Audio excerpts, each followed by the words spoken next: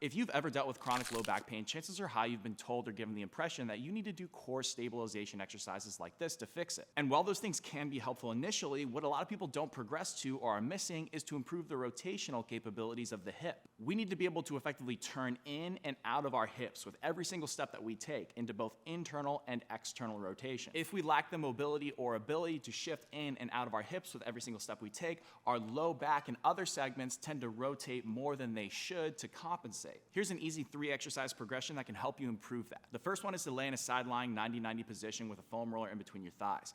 Gently roll the top knee a couple of inches ahead of the bottom knee and then shift that knee back so that way the top knee is behind the bottom knee a couple of inches. Make sure to minimize the amount of movement at your low back and make sure you're moving mostly through your hips. From there, progress to this all fours position, but elevate one knee under a couple of books. Again, minimizing the action at the low back and emphasizing action at the hips. Shift that knee below the supported knee, go slow and controlled, tap the knee on the ground, and then shift it up. So that way that knee is a couple inches higher than the one on the books. This last one is the most dynamic and upright. Hold on to a rack or a door frame and get in a split stance position.